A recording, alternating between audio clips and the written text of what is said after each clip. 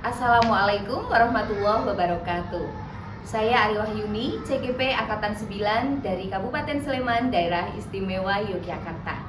Perkenalkan, sebelah saya ada Ibu Amel dari SD Muhammadiyah Condong Catur. Beliau adalah teman sejawat saya di sekolah, dan pada kesempatan kali ini saya akan mempraktekkan observasi kelas. Nah, kita langsung aja ke Bu Amel ya. Assalamualaikum Bu Amel, selamat pagi. Gimana kabarnya?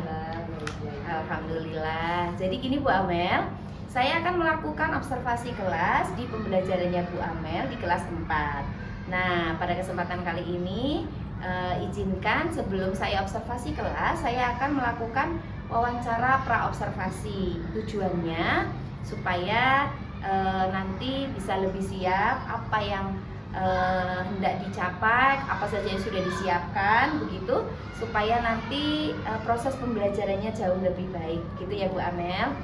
Jadi gimana nih, apa yang sudah disiapkan sama Bu Amel untuk pembelajaran di kelas? Ya, yang pertama itu modul ajar, materi dan juga LKPD-nya Bu. Oke, sudah ya, sudah disiapkan semuanya ya. Oke. Kemudian untuk tujuan pembelajaran yang ingin dicapai itu apa Bu Amel? Kalau tujuan pembelajaran yang kali ini yang ingin saya capai melalui kegiatan membaca, tapi nanti membacanya mencari informasi melalui teka-teki silang.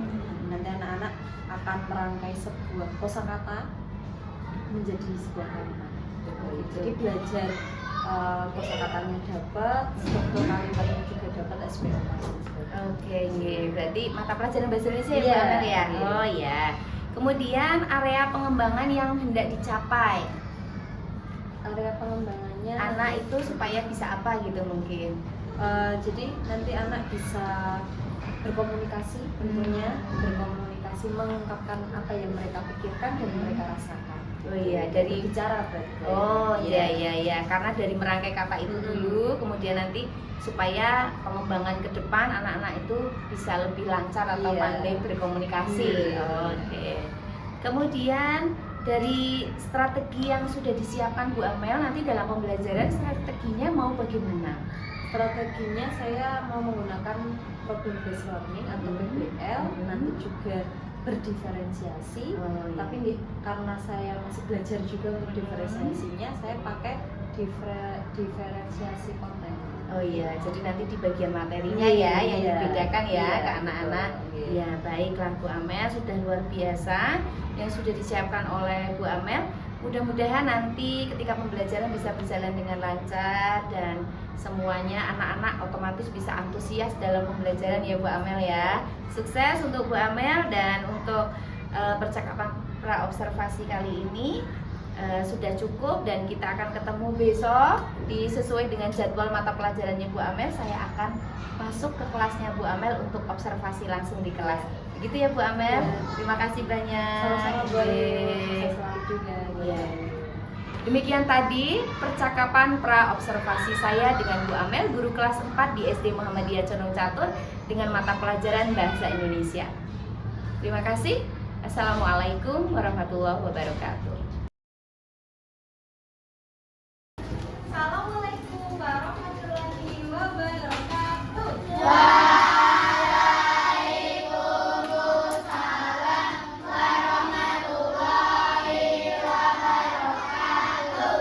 Ya, bagaimana kabar kalian hari ini? Siapa yang belum makan hari ini? Belum makan? Kenapa Gozi belum makan? Udah makan, tapi belum Gozi. Bomel tanyanya belum. Oh, oke. Ini berarti konsentrasinya perlu dikembalikan lagi. Yuk, coba tepuk 1. Tepuk 1. Tepuk 2. Tepuk 3. Tepuk 4. Konsentrasi. Pakai meja konsentrasi. Konsentrasi dimulai. Oke, baik. Kalau di pembelajaran bahasa Indonesia kali ini, Bu Amel tidak hanya akan mengajarkan kalian tentang bacaan yang panjang, tapi juga lewat teka-teki silang. Tujuannya supaya kalian lebih mengetahui lagi literasi membaca itu bermacam-macam. Dan dari evaluasi 2 Mei lalu, pembelajaran di kelas 4 itu kebanyakan anak-anak literasi membacanya sangat rendah. Dari mulai memahami bacaan, menjawab pertanyaan pun juga tidak sesuai, tidak pas, padahal sudah ada bacaannya. Maka Bu Amel hari ini membuat TTS teka-teki silang supaya kalian lebih mudah dalam memahami atau mempelajari literasi membaca. Jelas? Baik. Tadi Bu Amel sudah menyampaikan permainannya, berhitung dari 1 sampai 6, kembali lagi ke angka 1 sampai 6 dan seterusnya. Mulai dari Aisyah, berikan suaramu yuk. 1, 2, 3, 4, 5, 6, 1, 2, 3, 4, 5, 6, 1, 2, 3, 4, 5, 6, 1, 2, 3, 4, 5, 1, 2, Ini Adna. 1, 2, 3, 4, 5. Beri. Oh, 3, 5.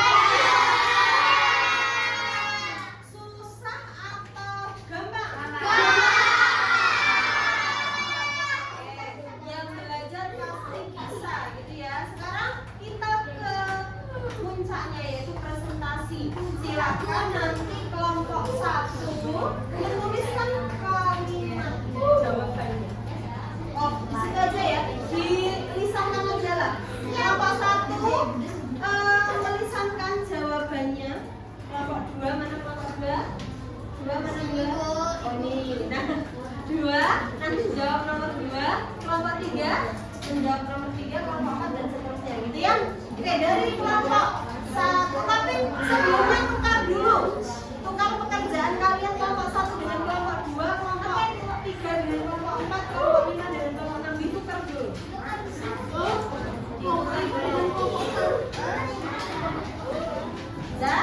Nah, sambil kalian mengulangi shiftnya,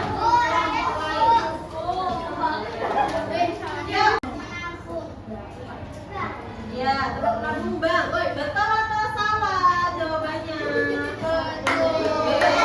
Tempat menabung itu bank, ya. Nomor 2, kelompok 2.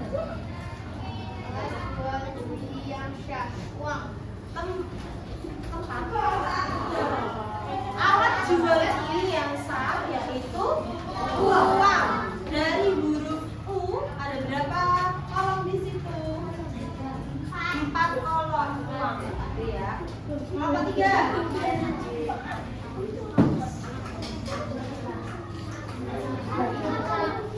Lawan kata besar.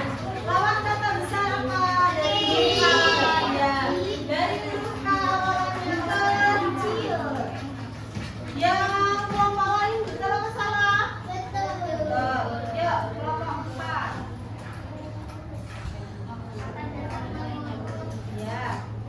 Huruf kata dasar mengurus yaitu huruf awalannya U dan ada berapa kolom? 4, jadinya U terus. Betul jawaban kalian? Oke, kelompok 5, jawaban nomor 5. Sukses. Apa kalimatnya? Kalimat menyemangati. Sedikit lama-lama jadi slogan. Kalimat penyemangat diri sedikit-sedikit lama-lama menjadi bukit, yaitu slogan. Yang ada gambarnya dan tulisan kalimat penyemangat diri dinamakan apa kemarin? Poster. Kalau yang hanya kalimat saja slogan. Betul. Sekarang yang terakhir 6.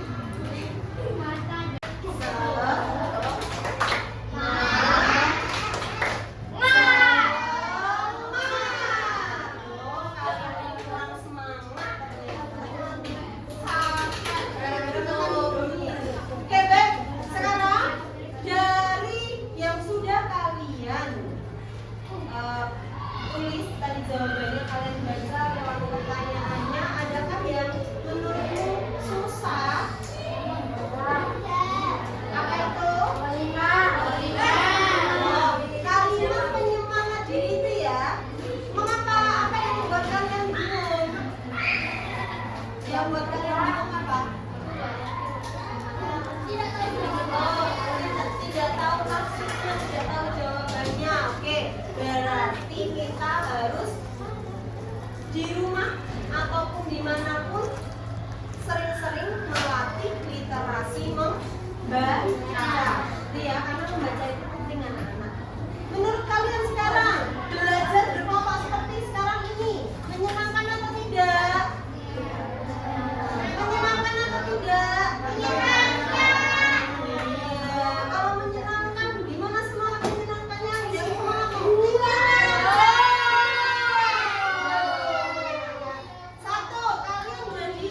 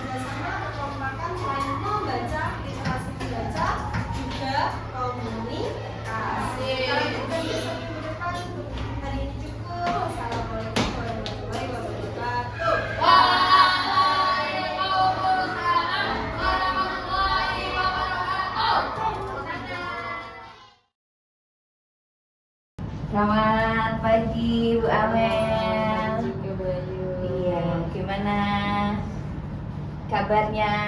Alhamdulillah baik Bayu. Alhamdulillah. Ya, gimana nih perasaannya setelah saya observasi di kelas? Ada perasaan apa Bu Amel? Yang pertama karena biasanya saya ngajarnya sendiri, ini dilihatin jadinya agak-agak gugup gitu. Oh gitu. Tapi nggak apa-apa kan Iya, ya? nggak apa-apa. Bisa Iya. berjalan ya. Iya, Alhamdulillah. alhamdulillah. Baik Bu Amel, setelah saya masuk ke kelasnya Bu Amel, melaksanakan observasi kelas dan saya melihat pembelajaran Bu Amel dari awal sampai terakhir, saya ingin tahu nih refleksi dari Bu Amel bagaimana dalam pembelajaran kemarin. Kalau ke pembelajaran kemarin secara keseluruhan itu sudah berjalan dengan lancar. Alhamdulillah anak-anaknya juga bisa mengikuti, lebih antusias tentunya.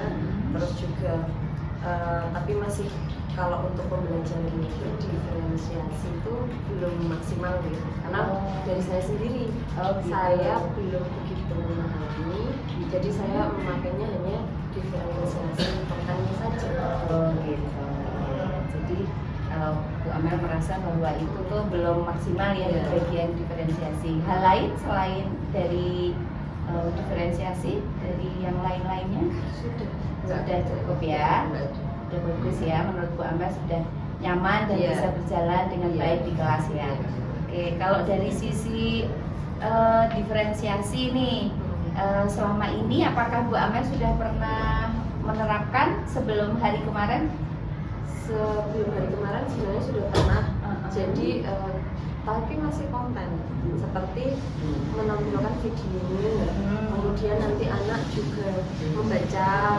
Nah nanti kelihatan mana yang antusias dalam visual audionya, mana yang hanya visualnya saja dan mana yang audionya saja gitu. Oh, gitu. Hanya itu aja Bu Ayu. Oh, Jadi iya. saya belum mencoba untuk hal itu.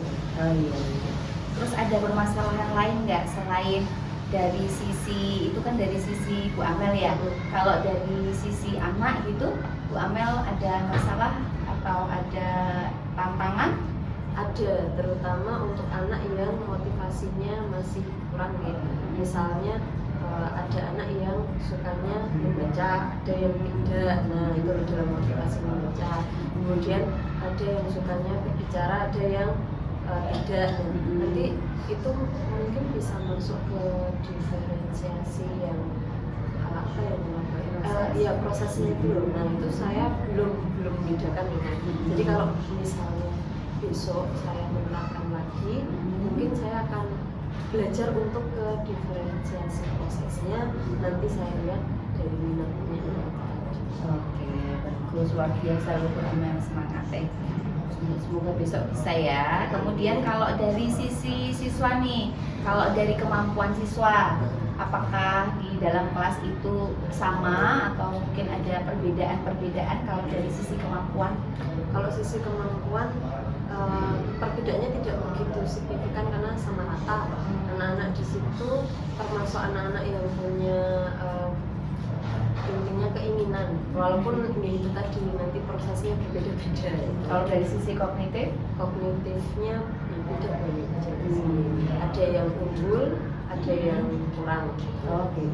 Nah, terus Bu Amel nih dalam pembelajaran, apakah dari sisi yang unggul, ada yang sedang gitu ya, sama yang biasa kayak gitu, apakah ada perbedaan cara mengajarnya gitu? Tidak ada baik. Hanya nanti itu tadi dari kontennya aja. Ya berarti ada ya Bu.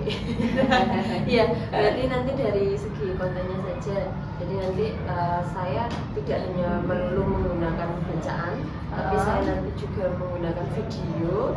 Terus kalau tidak nanti saya bisa menggunakan audionya dari rekaman. Kalau dari sisi misalnya dari LKPD-nya nih, kalau tugasnya Bu Amel sudah pernah belum? Belum pernah. Belum pernah ya, belum pernah diterapkan ya. Oh, tapi kemarin saya pakai yang apa ya?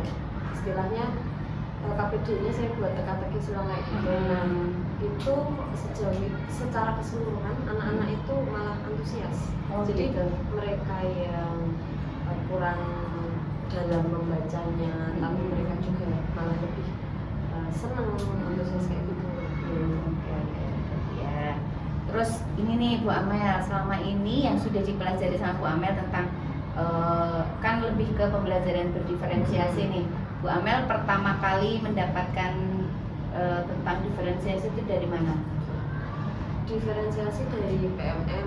Ah, Karena kan belajar mandiri ya, di sana belajar ya? mandiri karena kita diminta di sekolah juga kayak gitu. Kemudian karena Bu Ayu, terus beberapa kali guru juga ada Pak Arifudi, ada Pak Alex juga, itu kan jadi saya ngikutin YouTube-nya Bayu gitu. gitu. Jadi saya lihat dari situ belajar, terus sama ikut kombel. Jadi tambah lumayan lah, Jadi tahu ya pembelajaran berdiferensiasi itu seperti apa? Iya, ternyata seperti itu ya, bisa dipraktekkan dan juga anak-anak lebih enjoy. Oke, ya baik. Terus ada nggak tantangan yang lain selain dari pembelajaran berdiferensiasi itu? Misalnya dari sisi bagaimana siswa bisa melakukan pembelajaran yang lain, atau mungkin dari sisi waktu Bu Amel untuk menyiapkan kayak gitu. Kalau kita lihat coba dari yang kemarin ya, kita persiapan ketika gimana nih perasaannya Bu Amel pada saat saya akan melakukan supervisi akademik di kelasnya Bu Amel, kan ada pra observasinya dulu gitu. Kemarin apa aja yang sudah disiapkan nih sama Bu Amel? Kemarin yang pertama RPP mau belajar, kemudian nanti ada materinya, juga strategi pembelajaran. Perasaan saya tentu saja saya senang karena saya bisa berdiskusi tentu saja dengan guru, maksudnya mencari solusi ya. Jadi saya ada teman untuk bicara, karena kan untuk kita itu kan memang waktu yang perlu dibuktikan gitu. Iya, Jadi betul. kalau tidak ada waktu seperti ini ya tidak akan ada. Oh iya, alhamdulillah. Kemudian nih Bu Amel, terakhir nih, rencana tindak lanjut dari apa yang sudah Bu Amel lakukan tadi, dari hasil refleksi tadi, apa rencana tindak lanjutnya Bu Amel ke depan? Rencananya lebih banyak mengikuti kegiatan seperti webinar, terus PMM juga lebih rajin lagi. Kemudian yang jelas meluangkan waktu ya itu baik. Terus juga nanti lihat YouTube gitu aja, jadi Bayu gitu, mengikuti Bayu gitu. Melihat aksi nyata Iya, gitu ya. aksi nyatanya Nah, gitu. nanti Bu Amel bisa berbagi aksi nyata juga ya. Bu Iya. Amel sudah pernah membuat aksi nyata? Sudah pernah. Sudah ya, bagus, itu udah luar biasa. Nanti dari aksi nyata yang Bu Amel lakukan, ternyata Bu Amel juga sudah bisa belajar mandiri, kemudian menerapkan di kelas, terus sering ikut webinar itu insya Allah sudah luar biasa bagus gitu. Terus kemudian dari sisi lain gimana? Ada yang perlu Bu Amel sampaikan lagi, mungkin unek-unek perasaan atau apa gitu, permasalahan yang lain menjadi guru, menjadi pendidik gitu? Yang jelas untuk zaman sekarang ini namanya pendidik, namanya guru itu kita harus banyak update ilmu. Jadi tidak hanya kita itu kalah dengan zaman, karena anak-anak sekarang ini kan sudah lebih maju ketimbang kita, karena mereka teknologinya sudah lebih canggih. Iya, jadi kita juga harus lebih canggih. Kalau bisa kita tidak hanya jadi guru yang istilahnya menonton seperti zaman dahulu ceramah kan, tapi kita bisa jadi temannya anak-anak. Entah nanti itu jadi teman berbagi, anak-anak akan senang. Iya betul. Jadi guru itu sebagai agen perubahan. Iya. Jadi kalau anaknya itu nyaman, belajarnya seru, senang, gurunya juga menyenangkan. nanti anak-anak juga senang. antusias ya, Iya. benar ya. Kalau gurunya sudah cemberut masuk kelas, pasti anak juga tidak akan apa sih gitu. Oh iya, bagus, luar biasa Bu Amel. Terima kasih banyak. Gimana nih perasaannya setelah kita bincang-bincang gini, Bu Amel? Alhamdulillah lebih lega, terus saya juga lebih terbuka. Tentu saja insya Allah ini sebagai refreshing atau charge untuk saya. Terus kedepannya saya bisa menjadi guru. Tentu saja diri kami. Luar biasa. Oke, terima kasih banyak Bu Amel. Sama-sama, Bu. Semangat mengajar di kelas 4. Semoga nanti pembelajaran di kelas 4 jauh lebih wow lagi, dan Bu Amel juga terus berinovasi sehingga nanti bisa saling berbagi aksi nyata berikutnya gitu ya. Terima kasih banyak Bu Amel atas waktu dan kesempatannya untuk wawancara pasca observasi sudah selesai, dan saya rasa cukup.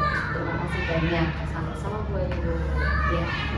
Baiklah, demikian tadi wawancara pasca observasi kelas di kelas 4 dengan saya Ari Wahyuni, CGP Angkatan 9, bersama teman sejawat saya Ibu Amalia di kelas 4 untuk pelajaran Bahasa Indonesia, dan Ibu Erna, beliau adalah PP saya di CGP Angkatan 9. Demikian tadi pemirsa untuk rangkaian aksi nyata di 2.3 coaching supervisi akademik. Terima kasih dan wassalamualaikum warahmatullahi wabarakatuh.